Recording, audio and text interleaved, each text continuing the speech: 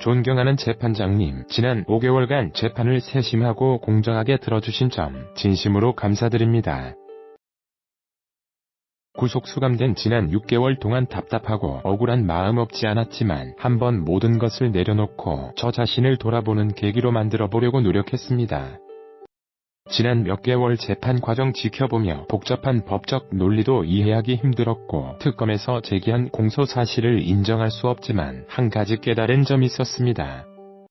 제가 너무 부족한 점이 많았고 챙겨야 할 것을 제대로 챙기지 못했고 이게 모두 다 제 탓이었다는 점입니다. 다 제 책임입니다. 변명의 여지가 없습니다. 오늘의 삼성이 있기까지는 모든 임직원들 많은 선배들의 피땀 어린 노력 없었으면 불가능했습니다. 창업자인 저희 선대 회장님 그리고 삼성을 글로벌 기업으로 키워주신 회장님 뒤를 이어가다가 삼성 잘못되면 안 된다는 중압감에 저도 나름 노심초사하며 회사 일에 매진해왔습니다. 하지만 제가 큰 부분을 놓친 것 같습니다. 저희 성취가 커질수록 국민들과 사회가 삼성에 건 기대가 더 엄격하고 커졌습니다. 이번 사건 수사 재판 과정을 통해서도 많은 그런 모습이 드러났습니다. 이 모든 것이 제 부덕의 소치입니다.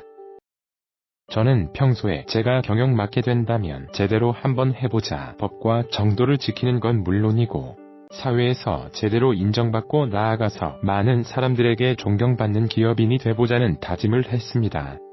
그런데 뜻을 펴보기도 전에 법정에 먼저 서게 돼버리니 만감이 교차하고 착잡합니다. 재판장님, 이 한 가지만 말씀드려야겠습니다. 제가 제 사익을 위해서나 개인을 위해 대통령에게 뭘 부탁한다든지 대통령에게 그런 것을 기대한 적은 결코 없습니다. 변호인께서 말씀하셨는데 국민연금에 대한 오해 부분도 하나 말씀드려야겠습니다. 특검과 세간에서는 합병으로 인해 국민연금에 엄청난 손해를 입히고 제 개인이 막대한 이익 취한 게 아니냐는 의심하지만 결코 아닙니다. 아무리 부족하고 못난 놈이라도 국민들의 우리 서민들의 노후 자금인 국민연금에 손해를 끼치고 욕심을 내겠습니까? 너무나 심한 오해입니다. 그 부분은 정말 억울합니다. 오해와 불신이 풀리지 않는다면 삼성을 대표하는 경영인이 될 수 없습니다. 이 오해만은 꼭 풀어주십시오. 재판장님, 그동안 삼성을 아껴주신 모든 분께 좋은 점 못 보이고 실망을 안겨드린 점 깊이 반성하고 사과드립니다. 이 재판은 역사적 세계 재판이다. 흥미진진한 전개가 될 것이니까 끝까지 지켜봐달라. 박영수 특검은 이재용 삼성전자 부회장 재판에 대해 이렇게 말했습니다. 오늘 결심 공판에서 박영수 특검은 직접 이 회장 부회장에게 12년을 구형했는데요. 12년을 구형받은 이재용 부회장은 재판부에 최후 변론하며 눈물을 보였다고 합니다. 재판부는 과연 어떤 결론을 내놓을까요? 세 분과 함께 이야기 나눠보도록 하겠습니다. 고재열 시사인 기자 자리하셨습니다. 네, 안녕하십니까. 예, 몇 년 구형 예상했어요? 저는 12년이 딱 좋습니다. 12년 정도 생각하고 있었습니다. 생각 말고 밖으로 낸 거예요. 이번에는 이렇게 밖으로 내놓지는 않았지만. 그러셨군요. 저는 12년 구형할 거라고 박영수 특검이 직접 구형할 거다 이렇게 생각했었어요. 네, 저랑 통하셨네요. 자, 손수호 변호사님 자리하셨습니다. 네, 안녕하세요. 예, 몇 년 예상했어요, 구형을? 저 사실 예상을 안 해봤습니다. 왜요? 글쎄요. 먹고 살고 싶지 않아요? 네? 아니, 구형이 그렇게 큰 의미가 있다고는 생각하지 않아서요. 나는 한 방송에서 15년이라 구체적으로 얘기했거든요. 아, 그렇습니까? 예. 뭐, 10년은 넘어갈 것이다. 구형을 12년 했지만, 사실 그 구형에 구속받지는 않거든요. 법원의 선고가. 뭐, 징역 15년형 선고할 수도 있습니다. 그렇죠. 넘어갈 수도 있고. 네네. 자, 허성모 전 청와대 비서관 자리하셨습니다. 몇 년 예상하셨나요? 아니, 뭐, 최저가 10년이니까, 뭐, 저건 중형이 나올 것이다. 그렇게만 생각했지. 뭐, 구체적으로 몇 년까지는 생각해보지 맞아요. 못했어요. 우리가 막 몇 년 얘기하면 남은 국정농단 사건 때문에 화는 나 있지만, 그것도 한 개인의 그 인신을 구속하는 건데, 그걸 갖고 너무 막 좋아하고 그런 것 같으면. 그렇죠. 그런 면도 있고. 시청자분들한테 또 이 역풍이 있죠. 또 상당히 이 고도의 전문성을 요하는 뭐 형량에 대한 것은 그러니까 상식으로 판단하기 좀 어렵죠. 근데 전문성이 있는 변호사님들은 좀 판단이 가능하시겠지만. 중요한 건 변호사들도 모른다는 사실. 자, 고재열 기자님. 네. 죄목 뭐였었죠? 네. 이제 웬만한 국민들 다 외우고 계실 것 같은데. 못 외워요. 돌아가면 또 잊어먹어요. 네. 뇌물공여, 그리고 특경법상 횡령, 예. 그리고 또 특경법상 재산국외 도피, 그리고 범죄 수익 은닉 및 처벌법 위반, 그리고 국회에서의 위증죄, 이렇게 5가지가 있고, 앞서 자료화면에서 나왔지만 이 중에 이 위증을 제외하고는 뇌물 공여가 인정된다면 다른 혐의들도 인정을 받을 가능성이 상당히 큽니다. 예. 근데 뇌물 공여는 공여자는 액수가 많더라도 5년 이하의 징역이잖아요. 네. 그리고 그럼 12년을 구형했다라고 하는 것은 뇌물 공여와 덧붙여서 다른 혐의까지 네. 예, 특경법상의 횡령, 재산국외 도피 이 부분이 크죠. 그런 걸 다 덧붙였다는 건데 네. 손소 변호사님 네. 액수 예를 들고 횡령, 재산국외 도피 이런 게 다 유죄라고 본다면 네. 실제로 액수가 워낙 막대하기 때문에 488억인가요? 네. 그렇죠. 국내에 있었던 건 빼놓고 213억이네, 해외로 간 건. 네, 실제로 지급된 게. 그렇죠. 예, 213억을 지급하기로 하고요. 여기 77억을 지급했으니까요. 네. 자, 그러면 액수가 너무 크잖아요. 네, 그렇죠. 그리고 구형이 너무 작은데 구형을 무기했어야 되는 거 아닌가요? 법정형은 네. 사실 지금 이 특검에서 기소한 내용이 다 유죄라고 한다면 예. 특히 이제 특경법상의 재산국외 도피죄가 있거든요. 예. 이거는 액수에 따라서 형량이 좀 법정형이 다른데요. 지금 이 상황이라고 한다면은 최대 무기징역까지도 가능은 합니다. 법정형상. 그렇죠. 그런데 이제 법조문에 있는 그런 법정형과 여러 가지 요소를 고려해서 선고 가능한 그런 그 범위는 또 다를 수 있습니다. 그래서 특검에서 여러 가지 요소를 잘 고려한 것으로 보이고요. 또 하나 오늘 이제 검사가 특검이 의견 진술을 합니다. 그런데 그 의견 진술을 나누면은요, 굳이 나눠보자면은 첫 번째가 논고가 있겠고요. 두 번째가 구형이 되겠죠. 그러면서 이야기들을 쭉 밝혔습니다. 왜 이렇게 구형하는지. 그 중에서 박영수 특검이 직접 이런 말을 했습니다. 피고인들의 범행 중에서 특히나 재산국외 도피죄의 법정형이 징역 10년 이상이다라는 점. 그리고 또 피고인들이 이재용 부회장을 포함한 피고인들이 범행을 끝까지 부인하고 있다. 그리고 또 그룹 총수인 이재용 피고인을 위해서 조직적으로 허위 진술을 하고 있다라고 주장하면서 법정형보다 낮은 구형을 할 사정을 찾기 어렵다고 했습니다. 그러면서 징역 12년을 구형했는데요. 구형을 통해서 특검이 어떻게 이 사안을 바라보고 있는지를 가늠해 볼 수 있겠죠. 그리고 또 만약에 유죄 판결이 선고된다 하더라도 검사가 특검이 구형한 것보다 현저하게 낮은 형이 선고되면은 특검이 아마 항소를 할 수도 있습니다. 그런데 정작 중요한 것은 사실 구형보다는 앞으로 있을 그 선고 공판에서 선고기일에 과연 유죄 판결이 선고될 것인지부터 굉장히 좀 관심 있게 봐야 되는 상황이기 때문에 뭐 징역 12년 구형했다라고 해서 징역 이제 사는구나, 유죄구나라고 단정해서 하기는 아직은 좀 더 이른 것 같아요. 특검의 논조를 보면 이 특검이 분노하고 있다라고 하는 것을 알 수 있고 국민의 감정 지점과 일정이 좀 연결되어 있음을 볼 수 있는데요. 네, 그렇습니다. 피의자가 범죄 혐의를 다 부인하고 있다. 네, 그렇죠. 피의자들이 조직적으로 거짓말하고 있다. 네, 그렇습니다. 6개 항목에 걸쳐가지고 조목조목 밝히고 있는데요. 그 중에 하나가 이런 것도 있습니다. 객관적인 증거에 반해서 피고인들이 주장을 이어나가고 있다.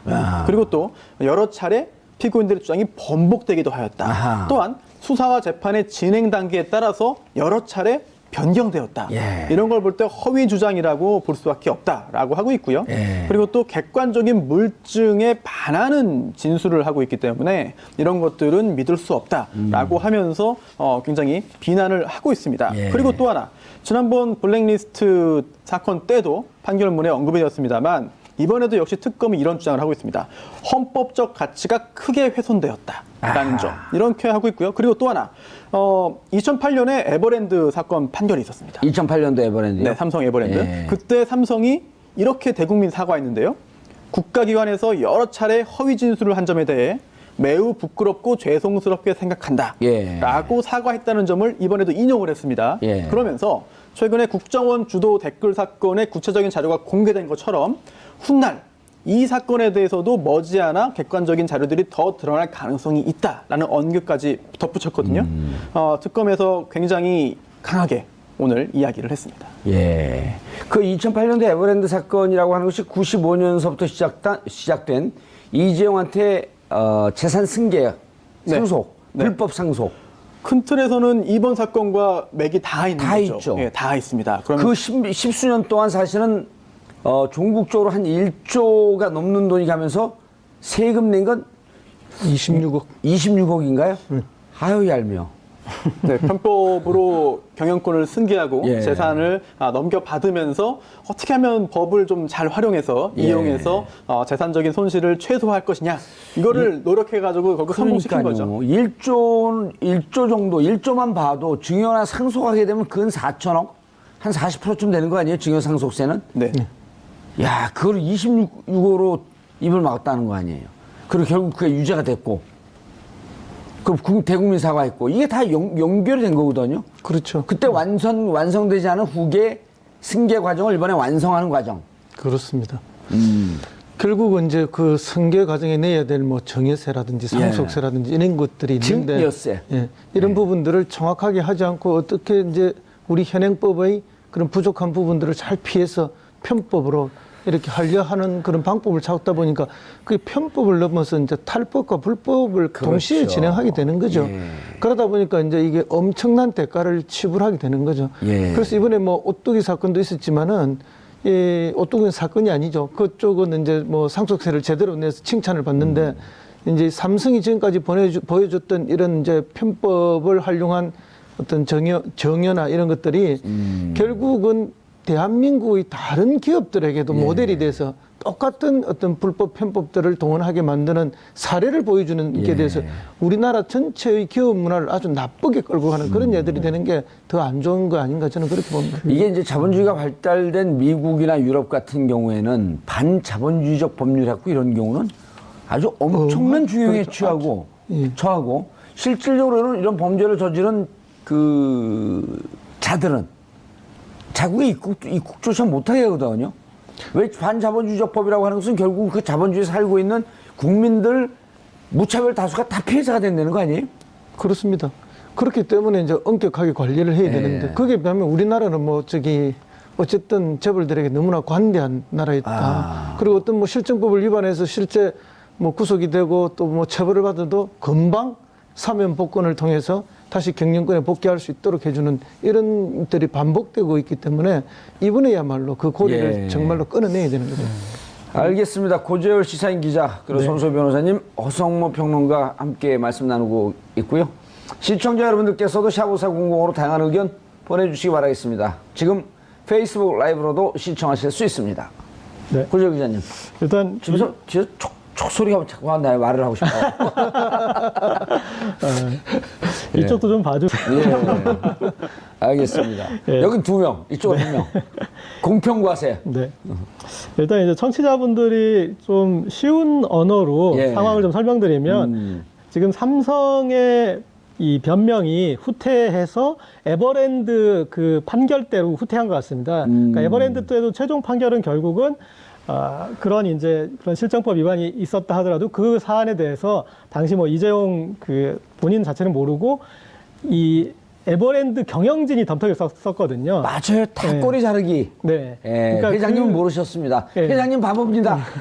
그런데 이제 그때 이재용 부회장의 나이가 27살이었는데 만 27세였는데 지금 만 49세예요. 지금도 몰라요. 지금도 이제 똑같은 논리로 회장님 아무도 것도 모르시고 귀하게 자라가지고 어디 가서 이렇게 싫은 소리도 한 번 안 들어보셨는데 이렇게 상처만 받으신 분이다. 이제 그런 논리로 가고 있다라는 거다고. 그다음에 또 하나는 이게 박근혜 전 대통령이 탄핵당하고 구속당하는 과정과 비슷하게 이렇게 전개되고 있는데 모든 것을 부정하면서 하나도 부정 못하는 게 됐어요. 그리고 지금 이렇게 보면은 이제 특검도 이렇게 얘기하는 것들이 삼성의 전제가 그런 것에 이제 하다 보면 박근혜 전 대통령의 경우도 어떤 벌어진 사실에 대해서는 일정 정도 인정을 하고 그리고 본인이 먼저 이 퇴진을 결정하거나 그랬으면 사태가 여기까지 오지 않았을 텐데 지금 모든 것이 부정됐지 않습니까? 그런데 지금 이재용 부회장 관련 재판도 그렇고 그러니까 기억하시는 게 처음에 이 국정조사 청문회 나와서는 그냥 이 최순실이 누군지도 모르고 국가 민족을 위해서 한 일이라 그런 식으로 얘기를 했어요. 그런데 중간에는 이제 박근혜 전 대통령의 강요했다 그러다가 어느 순간 이제 최순실 씨의 강요라고 그러고 알지도 못했다고 했던 그 사람의 강요라고 그러고 그리고 분명히 박근혜 전 대통령을 만난 사람도 이재용 부회장이고 그리고 그룹과 관련해서 정경련을 탈퇴하겠다느니 뭐 여러 가지 그런 중요한 결정을 내렸던 미전실 해체하겠다는 판단을 한 사람도 이재용 부회장인데 이 사람은 그냥 얼굴마다일 뿐이다 그런 얘기를 하고 이렇게 모든 것이 바뀌고 있기 때문에 재판부로서 어떤 삼성 쪽의 주장에 대해서 신뢰할 그런 근거가 전혀 없는 것 같습니다. 그러니까요. 전체 재판 진행 과정을 보게 되면 물론 복잡 단안한 과정을 거쳐왔지만 논점이 계속 중요한 논점이 바뀌어오지 않았나요? 그렇죠. 지금 예. 기자님 말씀하신 대로 삼성 측의 대응이 약간씩 상황에 따라 변하고 있습니다. 예. 그런 점이 재판부가 심증을 형성하는 데 있어서 일정한 영향을 미칠 것으로 어떻게 보이죠. 변했나요? 삼성. 네, 처음에는 정말 모른다고 했죠. 아무것도 모른다라고 했습니다만 좀 변해서 최종적으로는 미안하다. 하지만 이재용 부회장은 모르는 일이다라고 정리가 됐습니다. 그렇죠. 그리고 또 오늘 피고인이 이재용 부회장만 있는 게 아니었거든요. 기타 다른 그 삼성 전 현직 고위 임원들도 예. 있었는데 그들도 이렇게 말합니다. 최지성 전 실장 같은 경우에도 죄가 있다면 저에게 물어라. 라는 말을 합니다. 결국은 그렇게 정리가 된 거예요. 근데 처음부터 그렇게는 안 했거든요. 물론 물론 피고인들이 재판을 받으면서 처음부터 진실을 다 말해야 되는 의무는 없습니다. 예. 결국 본인에게 가장 유리한 쪽으로 방어 활동을 하다가 결국 점점 물러나는 경우는 있습니다만 예. 이처럼 중요한 사안에서 그리고 또 우리나라 최고 기업에서 거의 그 총수와 근접해 있는 이런 직에 있었던 사람들이 과연 이렇게까지밖에 대응을 못하겠느냐 하는 점에 대해서는 여러 가지 안타까운 점이 들죠. 허성모 비서관님. 네. 결국은 뇌물죄를 적용시키는데 그 특검이 상당한 노력과 시간을 기울였죠. 그렇죠. 네. 그리고 뇌물죄가 성립이 돼야만이 특경법상의 횡령, 특경법상의 재산 국외 도피 이런 하나의 퍼즐이 맞춰지는 과정이기 때문에 그다음에 뇌물죄라고 하는 것은 결국은 이 국정농단의 핵심인 네. 박근혜 최순실과 연결된 또 브릿지가 되고 그렇습니다. 뇌물죄가 결국은 핵심이겠죠. 예, 저는 뭐 뇌물죄가 인정될 거라고 봅니다. 물론 이제 그 가장 직접적인 그 시인, 그러니까 이제 박근혜 전 대통령과 이재용 부회장이 줬습니다, 받았습니다는 그런 직접적 진술은 없죠. 그런 거는 뇌물죄에서는 없잖아요. 그리고 뭐 끝까지. 달라줄게 이런 직접적인 뭐 그거는 없지만 지금 중앙 증거는 사실 차고 넘치지 않습니까? 그리고 뭐 삼성에서는 계속 이 이제 뭐 경영권 승계와 관련해서 뇌물을 주고받았다. 이것은 뭐 특검이 만든 허위일 뿐이다. 이렇게 이야기하는데 이 경영권 승계와 관련해서 뭐 이야기 뇌물죄다 하는 이 논리는 특검이 만든 게 아닙니다. 애초에 청와대에서 문건을 만들 때 그 경영권 승계와 관련해서 우리가 이런 역할을 할 수 있다라는 게 청와대 문건에서 그게 나오는 것이고 그다음에 박근혜 대통령의 이재용을 만났을 때의 말씀 자료에 경영권 승계와 관련해서 이런 이야기를 하십시오 하고 말씀 자료에 들어 있습니다. 그러니까 삼성이 주장하는 이 경영권 승계와 관련된 뇌물이라는 것은 특검이 만든 허구다, 허위다라는 것은 이치에 전혀 맞지 않고요. 그것은 이미 청와대 쪽에서 문건과 말씀 자료로 먼저 만들어냈던 말이죠. 그거는 이미 그런데 지금 이제 다 말씀 밝혀졌죠. 자료대로 다 얘기하진 않는다. 말씀 자료 딱 보고 그게 이제 이야기했을 삼성의 겁니다. 논리였었죠. 지금까지 박근혜 대통령이 회의하거나 대담할 때 그 스타일을 보면은 예. 뭐 수석 보좌관 회의나 뭐나 다 보면 말씀 자료 보고 다 읽지 않습니까? 예. 그러면 밑에서 말씀 자료 준비해 준 걸 보면서 하나하나 체크하면서 이재용 회장 앞에 앉혀놓고 다 이야기했을 거라고 생각합니다. 저는. 그리고 이제 마지막에 화가 나면은 다른 이야기 좀 붙였겠죠. 뭐 JTBC 이야기라든지 이런 것들은 마지막에 추가로 좀 들어간 이야기라고 그렇게 저는 판단하고 있습니다. 예. 그런데 고재열 기자님, 네. 같은 회사에 있는 주모 기자가 네. 별로 친하지 않은 문자 보낸 우리 거를 사이를 이간질하시죠. 친합니다. 오늘도 친한 척하고 왔습니다. 예, 그래요? 말에 다 나오잖아. 친한 척. 자, 문자 온 거 누가 어떻게 봐요? 그러니까 말씀 자료대로 다 얘기하진 않는다. 네. 그런데 박근혜 전 대통령과 이재용 회장이 만나기 전에 청와대에서 문자가 가요. 네. 그 지금 오늘 이제 독대 관련해서 실제로 이마저마한 것을 얘기할 거다. 그렇죠. 이제 정확하게 청와대 누군지로 지금 특정되진 않았는데 네. 청와대에서 온 것으로 이제 이 보이는 그 문자에 참고할 수 있도록 여러 가지 어떤 지침을 주는 내용들이고 그리고 이제 표현도 장충희 선배님 뭐 이런 식으로 선배님이라고 해서 이렇게 한 그런 문자가 있었고요. 그러니까 장 선배님, 그러니까 장충기 실장한테 보낸 거죠? 네네. 이게 청취자분들이 좀 이해하기 쉬웠다면 이제 좀 그럴 것 같습니다. 그러니까 뇌물죄라는 게 이 대부분의 뇌물죄에서는 대부분 다 준 적도 없고 받은 적도 없다고 하고요. 그렇죠. 그리고 사실은 돈이 왔다 갔다 하는 것 증명하는 것 자체가 힘듭니다. 맞습니다. 네, 그런데 이번 사건은 돈이 왔다 간 거에 대해서는 삼성이 단 1원도 부정을 못했어요. 그러니까 돈은 일단 돈에 갔어. 대해서는 예. 계산이 끝나고 그리고 약속된 돈도 있었고 그 다음에 이제 돈의 성격인데 예. 그 성격은 이미 문영표 전 보건복지부 장관, 홍한선 전 이 기금운용본부장 국민연금 거기에서 이것은 그 관련해서 이 삼성물산 제일모직 합병 관련한 그런 그 국민연금의 판단에 이거는 잘못된 판단, 인위적인 판단이었다. 예. 그거에 대한 법적인 판단도 이미 있습니다. 그래서 유죄가 나왔죠? 네. 네. 그렇기 때문에 이 사안에 대해서 형식적인 틀로는 이미 성립이 돼 있고 그것을 삼성이 부인할 수 있느냐 없느냐 이 부분인데 그래서 삼성이 여러 가지 디테일로 들어갔었는데 그 디테일에서 제가 봤을 때 부정한 것은 없는 것 같습니다. 심지어 말 세탁 관련 부분도 마지막에 정유라한테 이렇게 까이지 않았습니까? 실제 부인할 수 없고 이제는 그러니까 그 두 가지 논조를 계속 유지하고 있었던 거죠. 네. 강요다. 예. 그러니까 처음에는 이제 박근혜 강요였다. 지금 나중에 최순실의 강요로 또 바뀌어요. 예. 처음에 이제 최순실을 몰라야 했으니까. 예, 몰랐다. 그러니까 최순실을 알고. 예. 그 다음에 이제 마지막에 최종적으로 세운 논거가 자, 강요고 최순실도 알았고 다 맞다. 당신들 주장 맞지만 우리 회장님 이재용은 바보. 그런 거 아니에요? 예. 그렇죠. 예. 특검의 논리가 이렇습니다. 피고인들이 즉 예. 이재용 부회장 등이 승마 지원을 할 이유가 없다. 예. 이유가 없다는 겁니다. 처음에 그러지 않았잖아요. 승마 지원을 네. 정의라만 한 게 아니고 네. 다 같이 지원한 거고. 그렇습니다. 곧 전수들도 갈 거다. 그렇습니다. 그랬는데 특검은 이렇게 본 거죠. 대통령의 요구에 따라서 또 대통령의 요구에 응하는 그런 그 부정한 청탁에 따른 그런 그 자금 지원 말고는 설명이 안 된다라고 하면서요. 이렇게 말하는데요. 개인적 친분 등 다른 사유로 이 사건 지원을 할 이유가 전혀 확인되지 않았다라고 했습니다. 여기에 대해서 삼성 측은 이렇게 말한 거죠.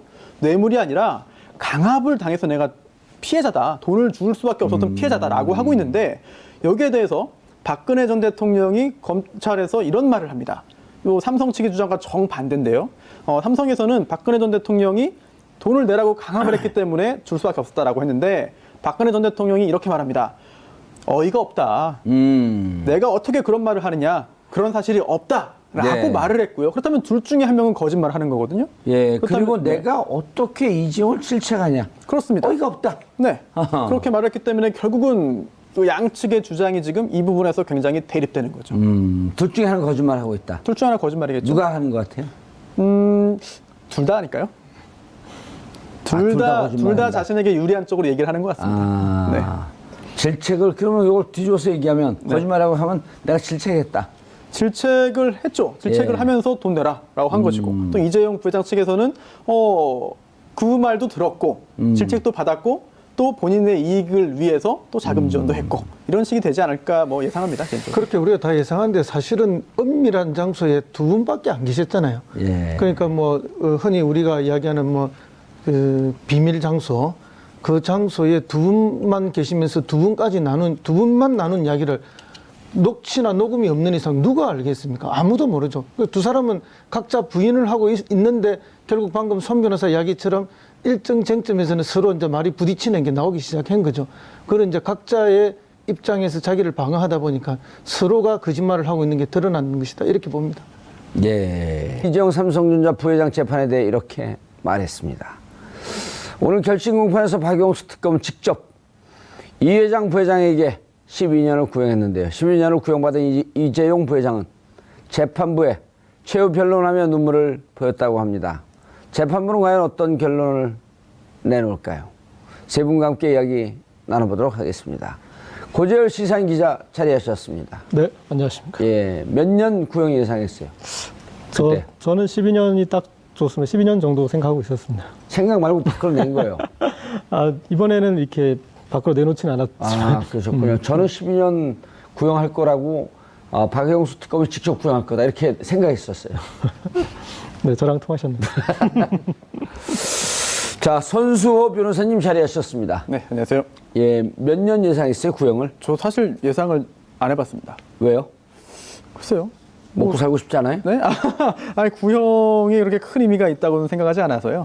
나는 한 방송에서 15년이라 구체적으로 얘기했거든요. 아, 그렇습니까? 예. 뭐, 10년은 넘어갈 것이다. 구형을 12년 했지만 사실 그 구형에 구속받지는 않거든요. 법원의 선고가. 뭐 징역 15년형 선고할 수도 있습니다. 그렇죠, 그 이상으로. 넘어갈 수도 있고. 네네. 자, 허성무 전 청와대 비서관 자리하셨습니다. 몇 년 예상하셨나요? 아니 뭐 최저가 10년이니까 뭐 저건 중형이 나올 것이다. 그렇게 존경하는 재판장님, 지난 5개월간 재판을 세심하고 공정하게 들어주신 점 진심으로 감사드립니다. 구속 수감된 지난 6개월 동안 답답하고 억울한 마음 없지 않았지만 한번 모든 것을 내려놓고 저 자신을 돌아보는 계기로 만들어 보려고 노력했습니다. 지난 몇 개월 재판 과정 지켜보며 복잡한 법적 논리도 이해하기 힘들었고 특검에서 제기한 공소 사실을 인정할 수 없지만 한 가지 깨달은 점이 있었습니다. 제가 너무 부족한 점이 많았고 챙겨야 할 것을 제대로 챙기지 못했고 이게 모두 다 제 탓이었다는 점입니다. 다 제 책임입니다. 변명의 여지가 없습니다. 오늘의 삼성이 있기까지는 모든 임직원들 많은 선배들의 피땀 어린 노력 없었으면 불가능했습니다. 창업자인 저희 선대 회장님 그리고 삼성을 글로벌 기업으로 키워주신 회장님 뒤를 이어가다가 삼성 잘못되면 안 된다는 중압감에 저도 나름 노심초사하며 회사 일에 매진해왔습니다. 하지만 제가 큰 부분을 놓친 것 같습니다. 저희 성취가 커질수록 국민들과 사회가 삼성에 건 기대가 더 엄격하고 커졌습니다. 이번 사건 수사 재판 과정을 통해서도 많은 그런 모습이 드러났습니다. 이 모든 것이 제 부덕의 소치입니다. 저는 평소에 제가 경영 맡게 된다면 제대로 한번 해보자. 법과 정도를 지키는 건 물론이고 사회에서 제대로 인정받고 나아가서 많은 사람들에게 존경받는 기업인이 돼보자는 다짐을 했습니다. 그런데 뜻을 펴보기도 전에 법정에 먼저 서게 돼버리니 만감이 교차하고 착잡합니다. 재판장님 이 한 가지만 말씀드려야겠습니다. 제가 제 사익을 위해서나 개인을 위해 대통령에게 뭘 부탁한다든지 대통령에게 그런 것을 기대한 적은 결코 없습니다. 변호인께서 말씀하셨는데 국민연금에 대한 오해 부분도 하나 말씀드려야겠습니다. 특검과 세간에서는 합병으로 인해 국민연금에 엄청난 손해를 입히고 제 개인이 막대한 이익 취한 게 아니냐는 의심하지만 결코 아닙니다. 아무리 부족하고 못난 놈이라도 국민들의 우리 서민들의 노후 자금인 국민연금에 손해를 끼치고 욕심을 내겠습니까? 너무나 심한 오해입니다. 그 부분은 정말 억울합니다. 오해와 불신이 풀리지 않는다면 삼성을 대표하는 경영인이 될 수 없습니다. 이 오해만은 꼭 풀어주십시오. 재판장님 그동안 삼성을 아껴주신 모든 분께 좋은 점 못 보이고 실망을 안겨드린 점 깊이 반성하고 사과드립니다. 이 재판은 역사적 세계 재판이다. 흥미진진한 전개가 될 것이니까 끝까지 지켜봐달라. 박영수 특검은 다 덧붙였다는 건데 네. 손수호 변호사님. 네. 액수 예를 들어 횡령 재산 국외 도피 이런 게 다 유죄라고 본다면 네. 실제로 액수가 워낙 막대하기 때문에 488억인가요? 네. 그렇죠. 국내에 있었던 건 빼놓고 213억이네, 해외로 간 건. 네, 실제로 지급된 게. 그렇죠. 예, 213억을 지급하기로 하고요. 여기 77억을 지급했으니까요. 네. 자, 그러면 액수가 너무 크잖아요. 네, 그렇죠. 그럼 구형이 너무 작은데 구형을 무기했어야 되는 거 아닌가요? 법정형은 네. 사실 지금 이 특검에서 기소한 내용이 다 유죄라고 한다면 예. 특히 이제 특경법상의 재산 국외 도피죄가 있거든요. 예. 이거는 액수에 따라서 형량이 좀 법정형이 다른데요. 지금 이 상황이라고 한다면은 최대 무기징역까지도 가능은 합니다. 법정형상. 그렇죠. 그런데 이제 법조문에 있는 그런 법정형과 여러 가지 요소를 고려해서 그 선고 가능한 그런 그 범위는 또 다를 수 있습니다. 그래서 특검에서 여러 가지 요소를 잘 고려한 것으로 보이고요. 또 하나 오늘 이제 검사가 특검이 의견 진술을 합니다. 그런데 그 의견 진술을 나누면은요, 굳이 나눠보자면은 첫 번째가 논고. 가 있겠고요. 두 번째가 구형이 되겠죠. 그러면서 이야기들을 쭉 밝혔습니다. 왜 이렇게 구형하는지. 그 중에서 박영수 특검이 직접 이런 말을 그런 생각했지. 어허. 뭐 구체적으로 몇 년까지는 생각해보지 맞아요. 못했어요. 우리가 막 몇 년 얘기하면 남은 국정농단 사건 때문에 화는 나 있지만 그것도 한 개인의 그 인신을 구속하는 건데 그걸 갖고 너무 막 좋아하고 그런 것 같으면 그렇죠. 그런 면도 있고 시청자분들한테 또 이 역풍이 있죠. 또 상당히 이 고도의 전문성을 요하는 뭐 형량에 대한 것은 그러니까 이 상식으로 판단하기 좀 어렵죠. 근데 중요한 건- 전문성이 있는 변호사님들은 좀 판단이 가능하시겠지만 중요한 건 변호사들도 모른다는 사실. 자, 고재욱 기자님. 네. 죄목 뭐뭐 했었죠? 네. 이제 웬만한 국민들 다 외우고 계실 것 같은데, 아, 못 외워요. 돌아가면 또 잊어먹어요. 네.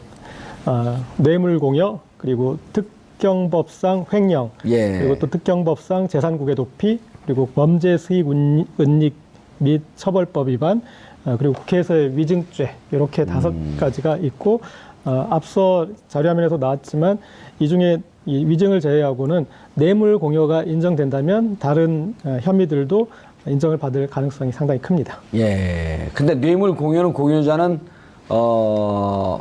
액수가 많더라도 5년 이하의 징역이잖아요. 네. 그리고 그럼 12년을 구형했다라고 하면서 뇌물 공여와 덧붙여서 다른 혐의까지 네. 예, 특경법상의 횡령, 재산국의 도피 이 부분이 크죠. 경을